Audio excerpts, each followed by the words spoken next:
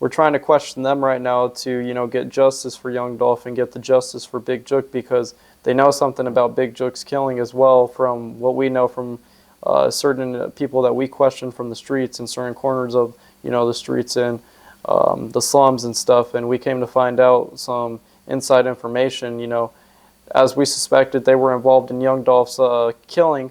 They didn't want to give us any footage. They said the footage was lost.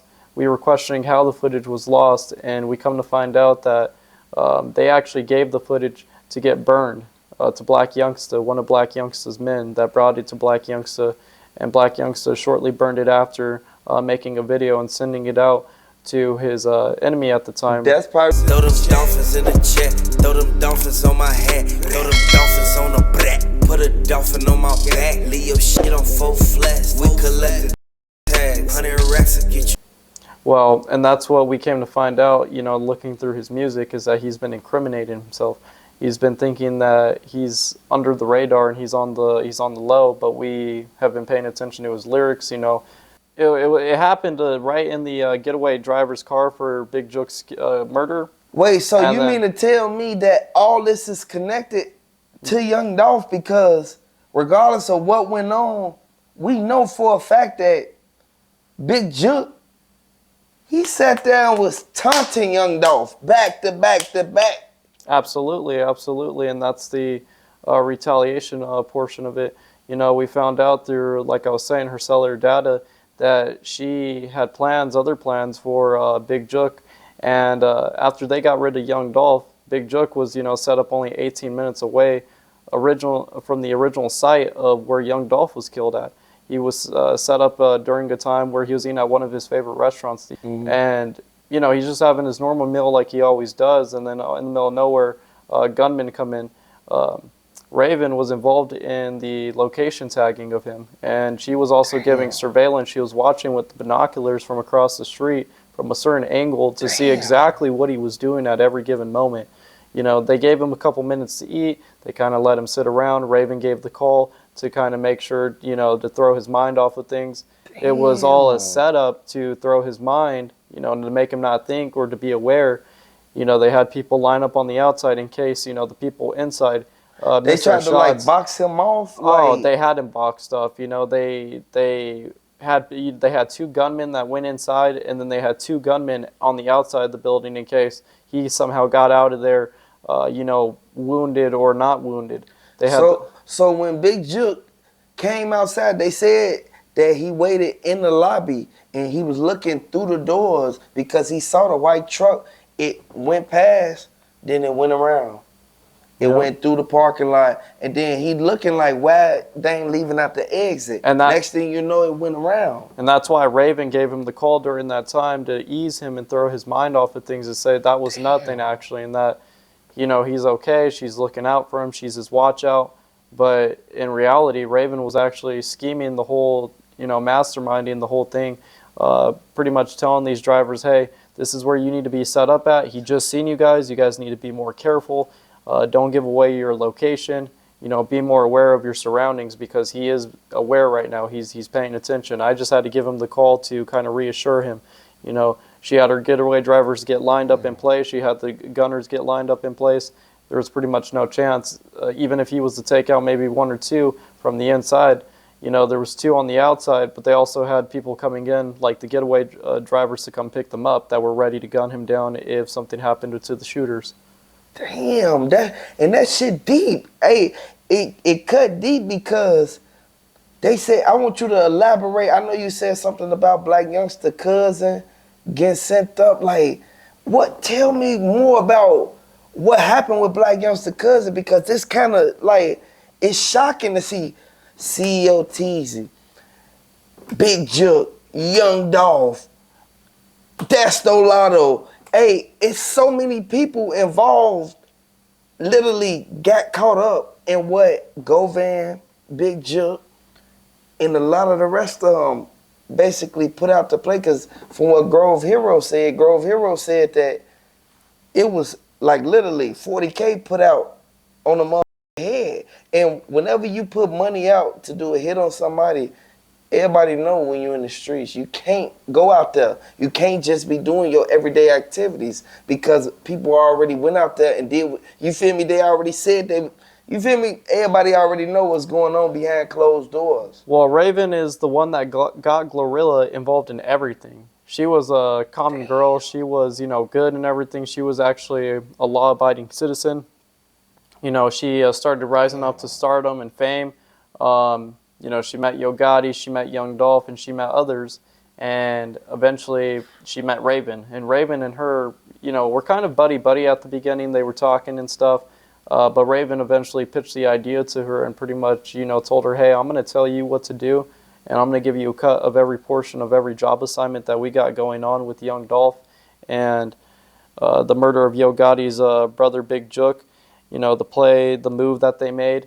And so, into regards to that, Yo Gotti orchestrated everything with Young Dolph, and Young Dolph at the time wasn't aware of this. As soon as Young Dolph didn't let Yo Gotti get on one of his tracks before he blew up, that Yo Gotti kind of got mad, and Yo Gotti already knew about the baby mama situation. Even Zebo said it.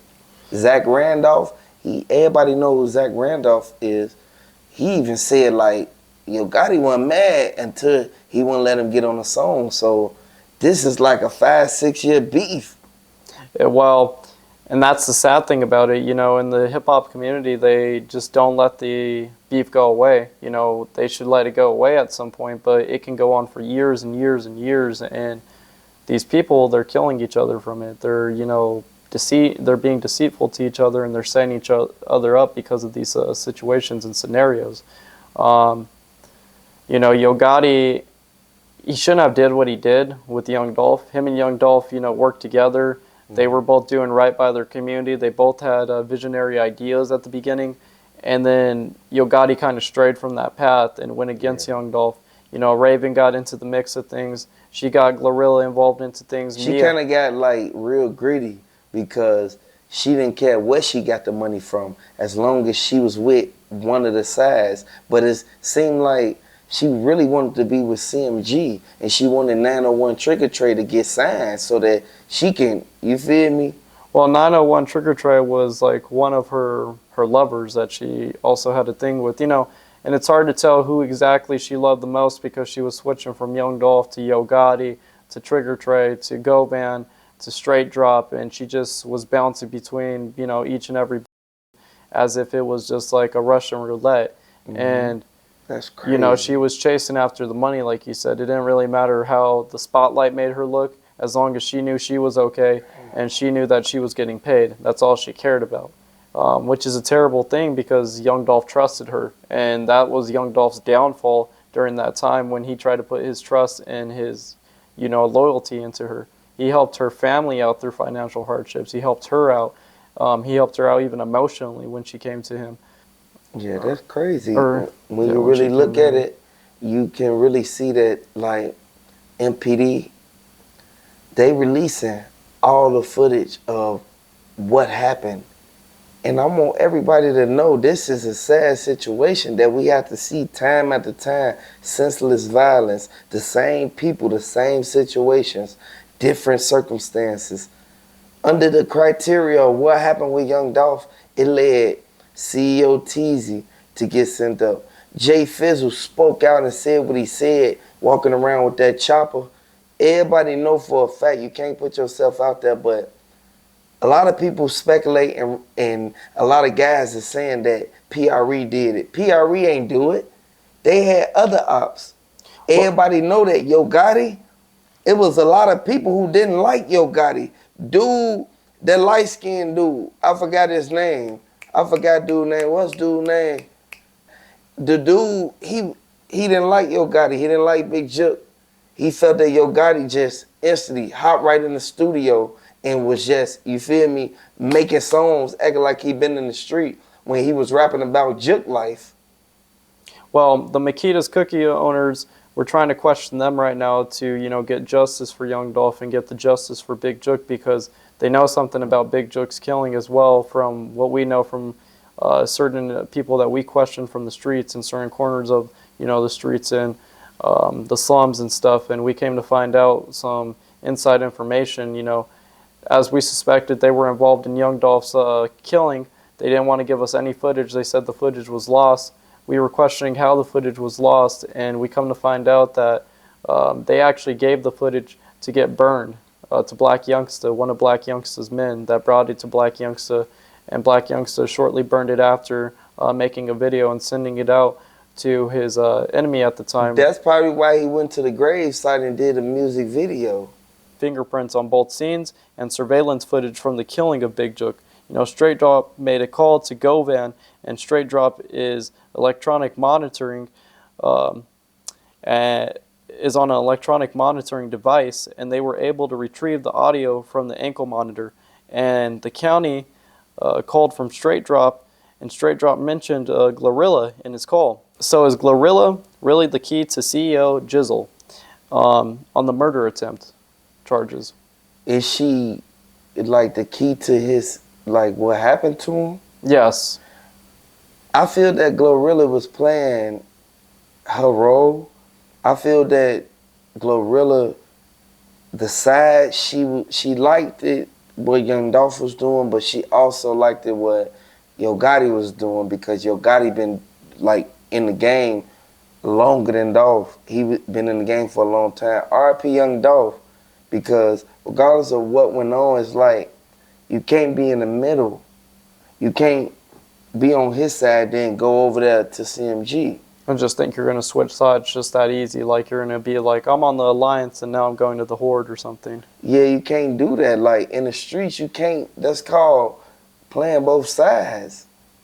So to answer to your question, I think if Glorilla speak up, she'll be able to tell everybody what really happened. Okay.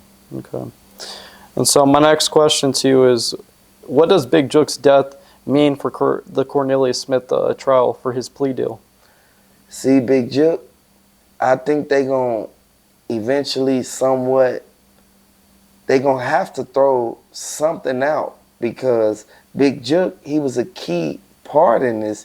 He was the one who gave the money to Govan, and Govan basically gave Makita Raven them and everybody else the money. Straight Drop, Cornelius Smith, and whoever else was at the scene. So the answer to your question is, I actually think that they gonna really go out. Once they go to court, they gonna speak upon Big Jook's passing, but then they gonna eventually say that, like, this was the key person, like this is the key ideal thing. Like in this whole case, Big Jook, he was right there across the street in a $500,000 truck. Okay. That's okay. And so on the evidence that, you know, we're talking about with this whole scenario that's going on that came out on the ties to Big Jook directly to make Dash, what do you have to say about that? See, Damon Dash, he told the whole plot of what's going on. He told that it was a setup. They got down on Young Dolph. He said that they basically, like, they had Yo Gotti to instantly send his boys out there, but he ended up making a mistake by sending his brother out there, and it led to his demise. And it's like, basically, Big Jook, he should have never put himself in this situation. A lot of people think that Big Jook was still smart like he used to be back in the days. This ain't back in the days. And he was just being sloppy, you think, huh? Yeah, I think he was being sloppy, because this ain't the 80s. You can't sit at no crime scene and sit right there and look at something happen knowing that you in tour with him, knowing that you put $40K on a comedian, his friend. I'm just thinking it's like some Scarface and you can just drive off into and the you can just sunset drive or off something. and it'll never come back on you. Okay. And that makes a lot of sense. I could see that point that you're making about all that too right there. And so my other question to you is on the murder of Yo Gotti's big brother Jook, you know, the play that they made, can you tell me, like, why did you think it was so sloppy, like, into detail on that? I think it was sloppy because, first off, you got the same people from the same hood Young Dolph be in, in the same car that they all on Instagram with, taking pictures. You can see them in the same car pull up. You think Young Dolph ain't know what that car, who was in that car? Young Dolph knew who the hell was in that car, man. Young Dolph knew exactly who was in that car, man. At the end of the day, we know for a fact that this sad that this had to happen, but when you really look at it, they messed up. It was real messy because you did it at a cookie shop in the hood. Everybody was outside. If you really look at it, they followed him. You think Young Dolph ain't see them following him and he know he into it with all type of people? Come on now. And there's no way that he couldn't have not had an idea of potentially who was coming after him during the time. He saw the car kept circling the block. These the same people who he actually was cool with a few of the Double R, AOB, like.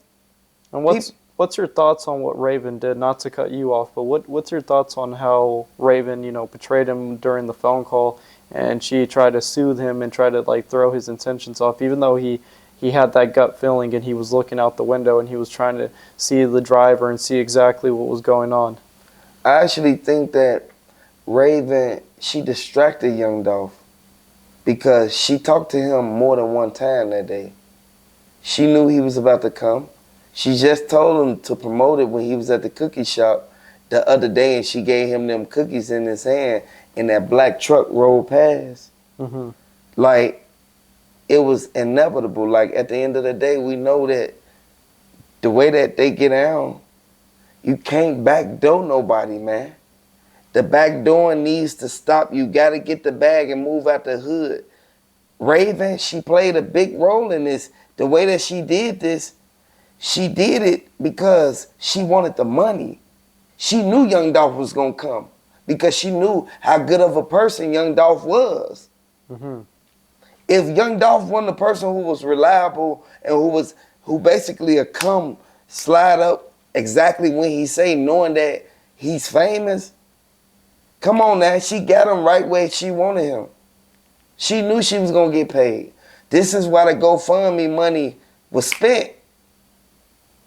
I want everybody to pay close attention because the way that they did this, they tweaked. And if I'm not mistaken, Raven was talking about when she made money with Young Dolph that she was going to put it into donations and she was actually going to donate even to her own family. But what happened with that exactly? Raven, they kept the money and they got a whole new store and then they fixed the old store up. As soon as they fixed the old store up, it was over with because they started back working there. And they put all type of posters of Young Dolph on the wall like they rocked with him. They already said in the interview, he was just a person from the neighborhood, a friend of the family. He wasn't close to them like this, but then she wanted to act like they was that cool and put a mural of him inside of the store. Come on now. I call it all fake shit.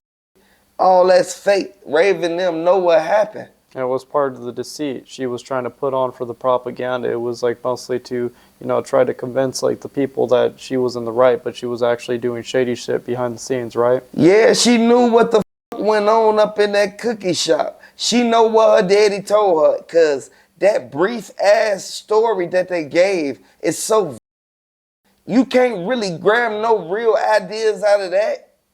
They kept it short and brief for a reason. I see. And that's to throw the people off. I see. Okay. So my question to you now is, so Yo Gotti's brother, Big Jook, he couldn't keep a secret, and Young Dolph was lured to the cookie shop